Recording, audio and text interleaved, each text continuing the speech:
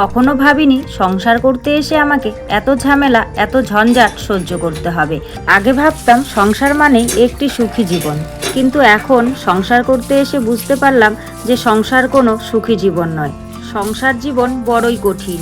Hello everyone, good morning. আশা করছি সবাই খুব ভালো আছো। জলপাইগুড়ি জেলার ছোট্ট একটি গ্রাম থেকে আমি মামনি, আমার আরও একটি নতুন ব্লগে তোমাদের সবাইকে অনেক স্বাগত।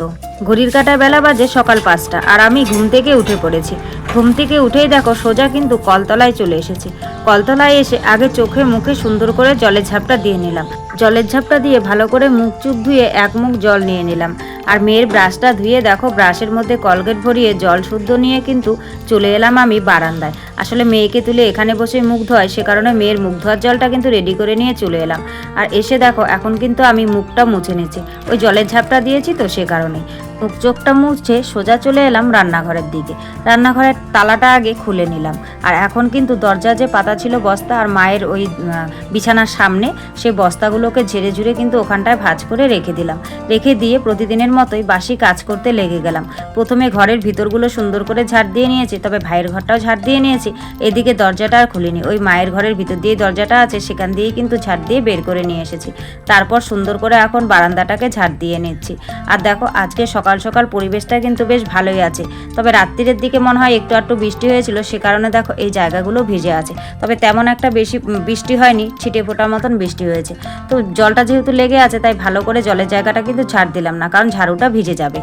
ঘরদোরগুলো ঝাড় দেওয়া কমপ্লিট করে সোজা চলে গেলাম আমার ঘরে মেয়েকে ঘুম থেকে তুলতে। মেয়েকে দেখো কোলে করে ঘুম থেকে তুলে নিয়ে এলাম, কিন্তু আজ কিন্তু সকালবেলায় উঠে এখনও পর্যন্ত গেটটা খুলে দিইনি। তাই মেয়েকে কোলে নিয়েই কিন্তু আমি গেটটা খুলে দিতে গেলাম।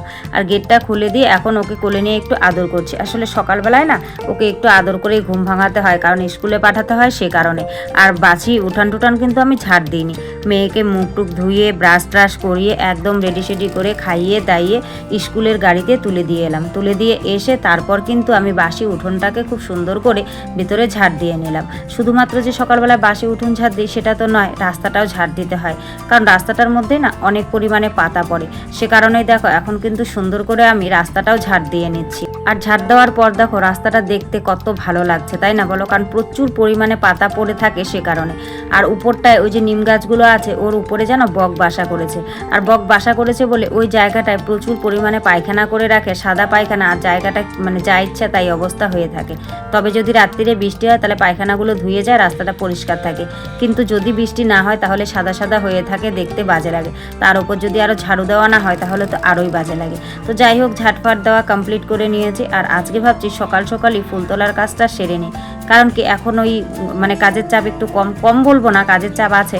তো যেহেতু মা এখনও ঘুম থেকে উঠেনি, চা করতে যাব, সে কারণে ভাবছি যে ফুল তোলার কাজটা আগে সেরে নিই। আর আজ সকালবেলায় জানো এটা দেখে প্রচণ্ড ভয় পেয়ে গেছিলাম। আসলে এটা একটা ব্যাঙের ছাতা, কিন্তু বারান্দা থেকে যখন বসেছিলাম বারান্দা থেকে দেখতে একদম মনে হচ্ছিল যে সাপটা মানে ফনা তুলে আছে আর কি গর্ত থেকে বেরিয়ে, সেম এরকমই দেখা যাচ্ছিল। প্রথমে মেয়ে দেখেছে, মেয়ে দেখে আমাকে বলেছে, তারপর আমি দেখছি হ্যাঁ তাই তো, মনে হচ্ছিল যেন অরিজিনাল সাপ গর্ত থেকে বেরিয়ে ফোনা তুলে আছে। তারপর কিছুক্ষণ ভয় পাওয়ার পর ভাবছি যে না এগিয়ে একটুখানি দেখি। তারপর যখন এগিয়ে দেখলাম, দেখতে পেলাম যে না ওটা কোনো সাপ নয়, ওটা আসলে ব্যাঙের ছাতাটা হঠাৎ করে বেরিয়েছে তো সে কারণে। তো যাই হোক, ফুল টুল তুলে কমপ্লিট করে সুন্দর করে ওখানে রেখে দিলাম। রেখে টেকে দিয়ে এখন কিন্তু সোজা চলে এলাম রান্নাঘরে। আর রান্নাঘরে এসে দেখো কাল রাত্রিরে যে বাসনগুলো মেজে উপর করে রেখেছিলাম সেগুলোকে এখন গুছিয়ে নিচ্ছি। আর এখন চা করার বাসনগুলো তো আমার প্রয়োজন হবে, সে কারণেই চা করার বাসনগুলো চা করার জন্য নিয়ে নিয়েছি। আর যেগুলো হচ্ছে মানে রেখে দেবো আর কি, সেগুলোকে সুন্দর করে জায়গা মতো গুছিয়ে রেখে দিচ্ছি। আর এদিকে চা করতে গিয়ে দেখি চিনি চা পাতা বাড়ন্ত, সে কারণে বাবুকে বললাম, বাবু কিন্তু এই দোকান থেকে গিয়ে চিনি চা পাতা নিয়ে এলো। আর এখন আমি কিন্তু চা বসিয়ে দিলাম। আমাদের জন্য, বাবুর আর আমার জন্য করব দুধ চা, আর মায়ের জন্য করব লাল চা, কারণ মা তো ওই গরুর দুধের চা খায় না সে কারণে। আর এদিকে দেখো তিনজনের জন্য বাটিতে কিন্তু মুড়ি চিড়ে রেডি করে নিচ্ছি। সকালবেলায় চাটা সাধারণত চিড়ে মুড়ি দিয়েই খাওয়া হয়, কারণ ভাত খেতে খেতে 10টা বেজে যায়। আর আমরা তো তবুও ভাত খাই, কিন্তু বাবু সকালবেলার দিকটা একদমই ভাত খায় না। এই চিড়ে মুড়ি দিয়ে চা খেয়ে একদম দুপুরবেলাতে ভাত খায়।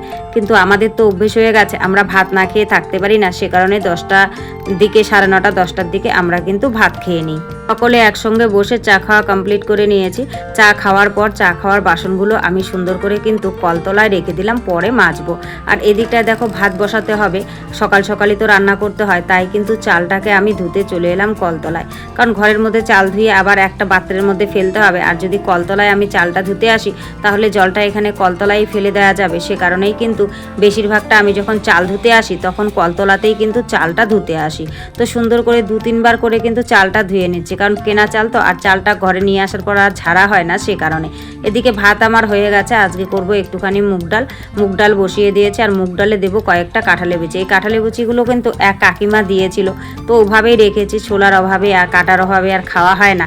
তো আজকে যেহেতু মুগ ডাল করবো, মা মনে করিয়ে দিল, সে কারণেই কিন্তু কাঁঠালের বিচিগুলো বের করে দেখো সুন্দর করে ছুলে নিয়েছি। যে কোনো ডালে কিন্তু কাঁঠালের বিচি খেতে বেশ ভালো লাগে, সে কারণেই কিন্তু দেখো আমি কাঁঠালের বিচিগুলো ছুলে নিয়েছি। আর এদিকে জল আসার টাইম হয়ে গেছে, সে কারণে গামলাগুলো যেহেতু কাল রাত্রিরে উপর করে রেখেছিলাম, আজকে গামলাগুলো জায়গা মতো সুন্দর করে কিন্তু বসিয়ে দিলাম। গামলাটা বসিয়ে দিয়ে আসার পর ওইদিকে আমার ডাল ভাত কিন্তু হয়ে গেছে। তারপর আমি আমার ঘরে চলে এলাম বিছানাটা গোছাতে। আর কয়েকদিন থেকেই কিন্তু মশারিটা টাঙিয়ে শুচ্ছি, কারণ এত পরিমাণ মশার উপদ্রব বেড়েছে যে মশারি না খাটিয়ে থাকাই যাচ্ছে না। মশারি না টাঙালে পরে মশা ভ্যান ভ্যান করে, মশা কামড় দেয়, সে কারণেই কিন্তু মশারিটা টাঙিয়েই শুচ্ছি। তো যাই হোক, এখন মশারিটাকে সুন্দর করে গুছিয়ে নেব। তো চলো তোমাদেরকে বলি কেন বললাম যে সংসার করতে এসে আমাকে এত ঝামেলা এত ঝঞ্ঝাট সহ্য করতে হবে। আসলে কি বলো তো, সব মানুষের সংসার জীবনটা সমান হয় না, এক একজনের সংসার জীবন এক এক রকমের হয়। তো সে কারণেই কথাটা বললাম। আর আমার সংসার জীবনটা তো একেবারেই আলাদা। তো কি বলো তো, আমার সংসার জীবনে মানে ঝামেলা ঝঞ্ঝাট লেগেই থাকে। একেই তো শাশুড়ি মা অসুস্থ, বিয়ে হয়ে আসার পর থেকেই অসুস্থ ছিল কিন্তু হঠাৎ করে এমন পরিমাণ অসুস্থ হয়ে গেল যে উনাকে মানে বাইরে নিয়ে গিয়ে ট্রিটমেন্ট করাতে হলো। তবুও ট্রিটমেন্ট করানোর পর যদি ভালো থাকতো তবুও ভালো লাগতো, কিন্তু ট্রিটমেন্ট করানোর পরে উনি সেরকমভাবে সুস্থ হননি। ওনার পিছনে একজন লোক আছে, তার উপর আবার বেশ কয়েকদিন থেকে কর্তামশাইয়েরও জ্বর, শরীর ভালো না।